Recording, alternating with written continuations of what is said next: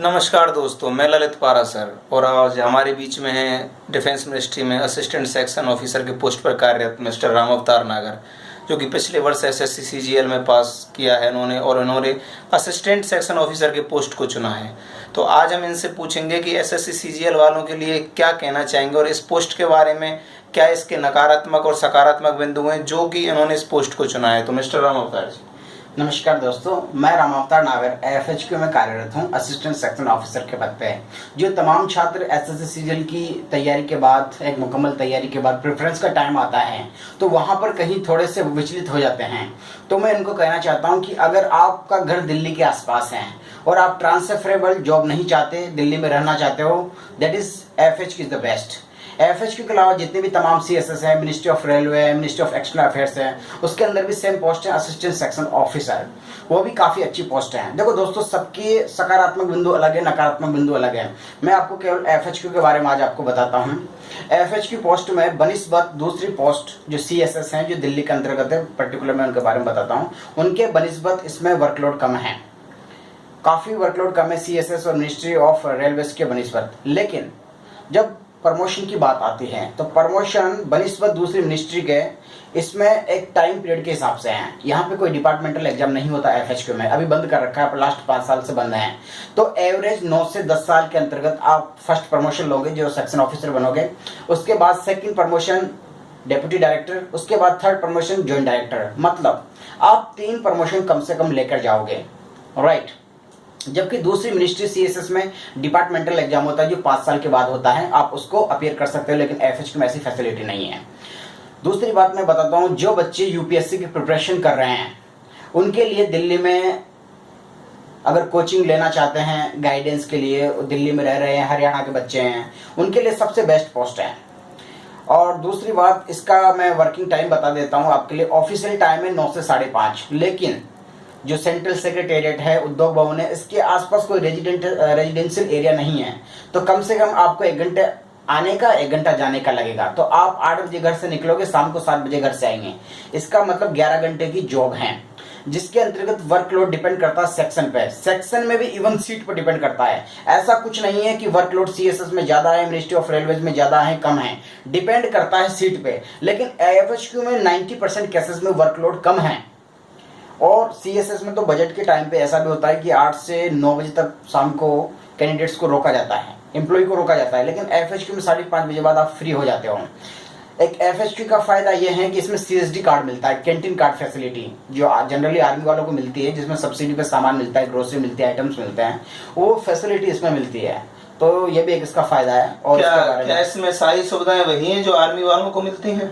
नहीं, आर्मी वालों के लिए वो कैंटीन वाली केवल सुविधा है। ऐसा नहीं कि आप जैसे कि कहीं यात्रा कर रहे हो तो उसमें वारंट मिलेगा आपको। जैसे मैं ओटी या डेस्क डील करता हूँ तो मुझे कहीं ना कहीं फ्लाइट का वो मिलता है, टीडी मिलता है, वो सीट के ऊपर डिपेंड करता है एक्चुअली में। क्या एक क्वेश्चन मैं पूछना चाहूंगा जो कि नॉर्मल यहाँ के स्टूडेंट्स का रहता है, क्या इस नौकरी के साथ उच्च स्तर के एग्जाम जैसे यूपीएससी या किसी स्टेट सर्विस कमीशन की तैयारी की जा सकती है? देखो दोस्तों, है तो मुश्किल, लेकिन असंभव नहीं है, क्योंकि थोड़ा टाइम कम मिल पाता है। 1 घंटा आने का, 1 घंटा जाने का, आदमी इसमें ही काफी थक जाता है। मेट्रो के अंदर सुबह और शाम को इतनी भीड़ रहती है। और इसके अलावा दूसरा विकल्प शायद इतना संभव नहीं कि आप खुद की बाइक से लेके खुद के व्हीकल से चले जाओ। लेकिन अगर आप में जुनून है, पैशन है, तो सैटरडे संडे आपका है।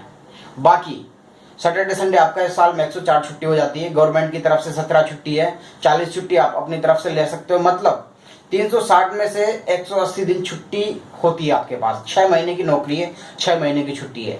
तो अगर आप मेंटेन करना चाहते हो तो कर सकते हो, रोज नौकरी के बाद भी 2-3 घंटे इजीली निकाल सकते हो। लेकिन थोड़ा मुश्किल है, लेकिन इतना भी मुश्किल नहीं है। थोड़ा आप काफ़ी बिजी रहना पड़ेगा, थोड़ा कॉम्प्रोमाइज करना पड़ेगा अपनी हेल्थ से, अपने कुछ पारिवारिक जो समय दे पाते हैं उससे भी कॉम्प्रोमाइज करना पड़ेगा। थोड़ा मुश्किल है कंपेयर, जैसे अगर डिवीजन अकाउंटेंट की बात करूँ तो उसमें आसानी है, उसमें आसानी से प्रिपरेशन की जा सकती है, क्योंकि इसमें आने जाने का थोड़ा वो लफड़ा रहता है एक्चुअली में।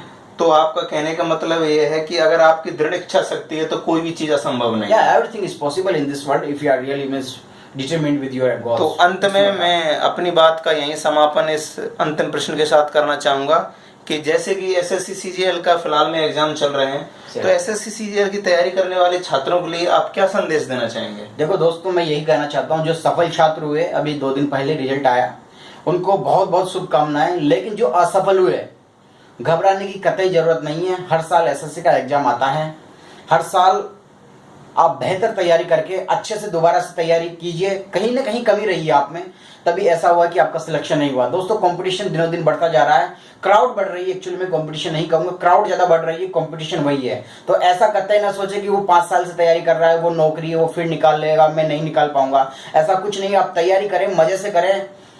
कर्म करना आपका है, बाकी फल देना ऊपर वाले के हाथ में। और निराश ना हो, क्योंकि एक सरकारी नौकरी है ये, इसके अलावा और कुछ नहीं है। आपका कैरियर यहीं पर खत्म नहीं हो जाता, इसके आगे भी बहुत कुछ है। तमाम गवर्नमेंट, तमाम प्राइवेट, आपके अंदर जो आर्ट हुनर है, अरे कुछ नहीं तो यार खेती कर लेंगे, इसके सिवा क्या होगा। बहुत कुछ है यार जिंदगी के अंदर।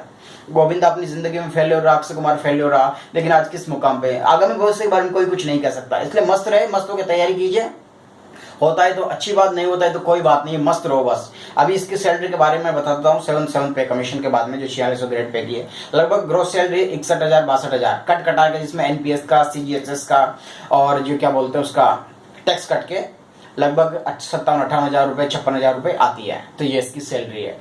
दूसरी बात, रहने की जो फैसिलिटी है उसके लिए कोई एचआरए मिल रहा है, गवर्नमेंट एचआरए दे रही है, तो आप अपना फ्लैट व्लैट देख सकते हो।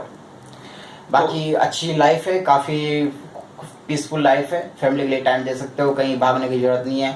बच्चों की शिक्षा के लिए कोई प्रॉब्लम नहीं आएगी आपको, इसमें कोई प्रॉब्लम नहीं है। एक्चुअली काफ़ी पीसफुल लाइफ है। तो इस तरह के नई वीडियो आगे भी आते रहेंगे और राम अवतार जी अपना एक्सपीरियंस शेयर करते रहेंगे। तो इसी के साथ हम विदा चाहते हैं। नमस्कार। Thank you guys, love you to all of you, all the best.